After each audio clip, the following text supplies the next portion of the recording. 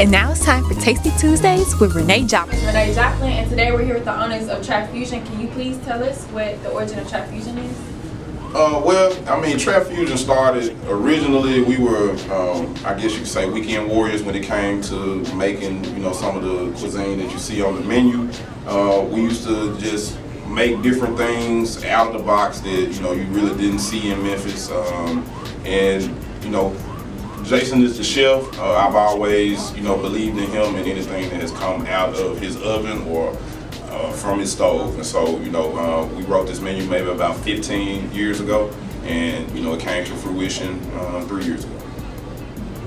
So, how we got into the restaurant business, we purchased a food truck, and with the food truck, you gotta have commissary, so where that the food truck can work out of. However, we found this location, but the landlord wanted a restaurant here.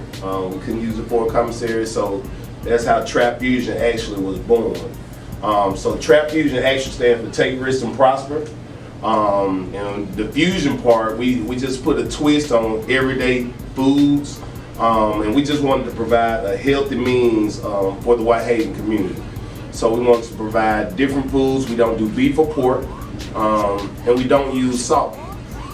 So we wanted just to provide healthier options in the neighborhood with the twist that actually is good to the taste.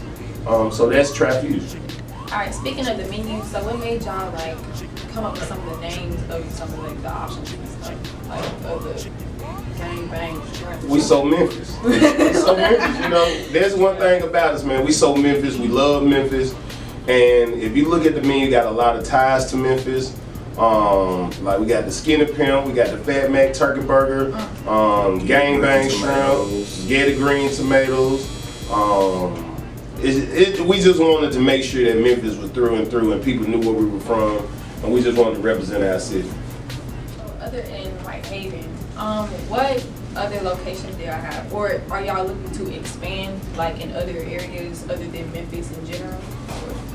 Well, yes, we have a second location in Cordova, 670 North Germantown Parkway. That's a cheap plug, just for y'all. We wanted to go across town because we had so many people that took the drive all the way to Whitehaven, which was what we wanted. We wanted to try to get an influx of people to know Whitehaven and see that it's not the trap. It is a place where you can get a lot of good things, a lot of good people here, great school.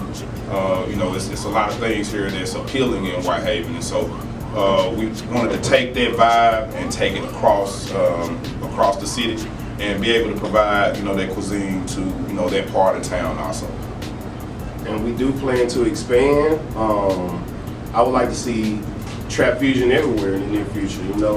Our original plan is to get 25 stores regionally, and we're still trending to make that happen. So hopefully you'll see Trap Fusion like you see me. So in this predominantly black community, what made y'all create vegan food? Because what made y'all think that it came vegan food is catering to the black community in general? Because you don't see vegan food in our community. The number one thing for me, I can just speak for me, was capitalism. I want everyone's money, and so we used to have customers come in along with customers that were ordering our normal menu, and they were like, "What about me?" And so we decided that we wanted to try to accommodate, and we wanted to accommodate in a way that was going to taste like the rest of our food. We didn't want it to be the bland, existence that they try to make veganism. So. For me, vegan food was always an option for me, simply because we got so many people living a healthier life. So if we're gonna open up a health food store, or either just have healthy food on the menu, it's kind of a no-brainer to have a vegan option there. And we make changes to the vegan menu and expand it and shorten it. So it's just a process of making vegan food, but you got so many people that's going vegan right now, and then you got people that Daniel fast. So during certain times of the year, they only eat veggies. So we want to make sure we can still get that money. So capitalism definitely, and we wanted to just build something to suit everybody around. So how do y'all not fall back into getting that persona of black people don't have great customer service or in general? Do y'all teach y'all staff to have good customer service? Oh, okay. I'm trying to support black business. You hear that a lot. But what we strive to do is just keep the products consistent. One thing that we do, we just try to stay consistent throughout. And sometimes you have to realize that you can't make everybody happy. You know, it's a numbers game. Everybody's not gonna always like trap fusion, and that's fine too. But the people that eat here, if they're consistently getting a consistent product, and the product is consistent, you know, that's what keeps them coming back. He probably can elaborate on that a little bit more. I mean, my opinion probably differs from his because I'm more oriented towards the Chick-fil-A type of service, where, you know, not so much as the customer is always right, but we're gonna make sure that we do everything that we're supposed to do, and so we can stand on that. And, you know, we still want to still accommodate the customer regardless of whether, you know, it's their mistake or ours. I mean, you know, we're of course in Memphis. You know, we have we're known for having attitude, I guess you could say. Memphis is full of personality, and so that personality can sometimes come off as a negative attitude. And so, you know, it's all about knowing how to manage those. I'm pretty sure y'all are familiar with DECA, which was, you know, one of the staples in Whitehaven. I was DECA president when I was in school, and it taught me how to, you know, be able to provide excellent customer service regardless of the customer that's standing in front of you.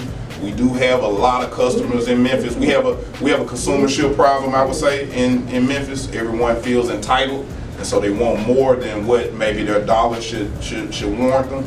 But we are also here to make their money, and so we have to do everything that we possibly can to accommodate them at every chance that we can.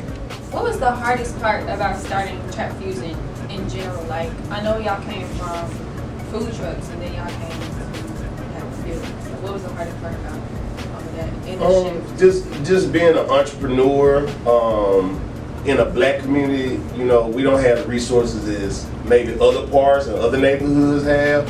So we run into those type of obstacles, such as funding and, man, just having good buildings to choose from. So those are some of the troubles that we've had. But, you know, one thing that overcomes that is just work ethic. You have to be willing to work. So we get in here day in and day out, and we work it, you know, and the thing is to make the machine better every day. And as you make the machine better, it gets easier and easier for you. One thing that I like about Trap Fusion, we provided so many jobs for people in the neighborhood, and that's one thing that we wanted to do. We wanted to provide jobs. We actually hire a lot of students. So if y'all want to come work, come see us. We got positions available for students, and use this as a mentorship for people such as yourself who may think about going into entrepreneurship later on. I mean, I would say management and organization is probably the hardest portion of this to maintain. It's an everyday thing, and you know, if entrepreneurship is an everyday thing. You don't get a chance to take time off. You don't get a chance to have vacations, things of that nature. If you have those, it's going to affect your bottom line. It's going to affect your production because no one else is there working for you. And so it's more so of being able to manage your own time and being able to manage your personal time versus your business your business aspirations that you have. Because the more aspirations you have, the larger those aspirations are, the more work that you have to put in, the more dedication, the more focus. And so, you know, you have to be ready for it. It's something that you have to be prepared to sacrifice and, you know, make it work regardless of what, you know, happens. And so, you know, that's what we do. We make it work every day regardless of, you know, what happens and the pitfalls and, you know, things of that nature. And so, you know, it's a continuous grind, and you just have to, you know, look inside yourself and make sure that you're ready for it. All right, so as far as the menu we already have, do y'all look to expand the menu even more in the future? With the menu, we do. We take stuff off the menu and put stuff back on. So now as the weather changes, we get ready to add our chili bag. We do our vegan chili, our turkey chili. As you can see, our daily specials. Like today, we got a stuffed turkey leg. So we do add and change and move things around. I would love to, so we're gonna start back doing a lot of our specials. We used to do a daily special, so that's one thing that's gonna always add a different feel to the menu. And just the supply chain right now. We may not be able to get fish or chicken. For a long time, we couldn't get chicken wings. So we had to come up with something different. So we would love to expand the menu, and sometimes we have to shrink the menu down, just depending on the supply chain and what we can get our hands on and what we can't.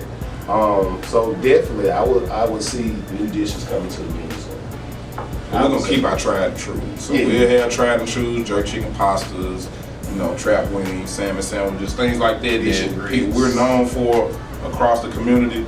We're gonna keep, but we were known originally for the out of the box, type of thing. So we were having soul food Wednesdays.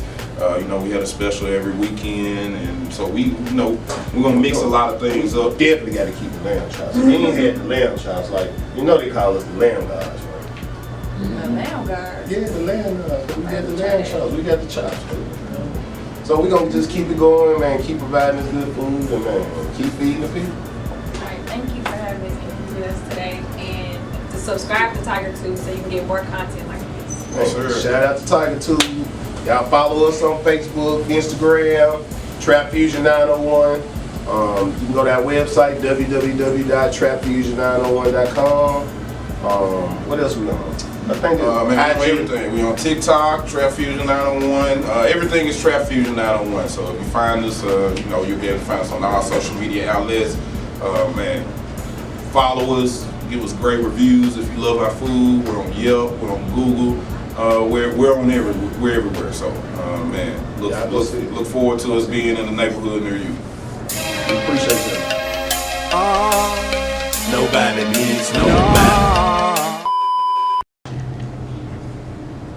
Alright, my name is Renee Joplin, and today we're here with the owners of Trap Fusion. And what are y'all's names, and can y'all spell it out for us?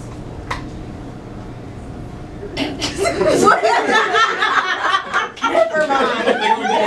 Hold on. I'm Renee Joplin, and today I'm here with the owners of Trap Fusion. And what is y'all's origin of Trap Fusion? Can y'all tell us about that? The origin of Trap Fusion. Well,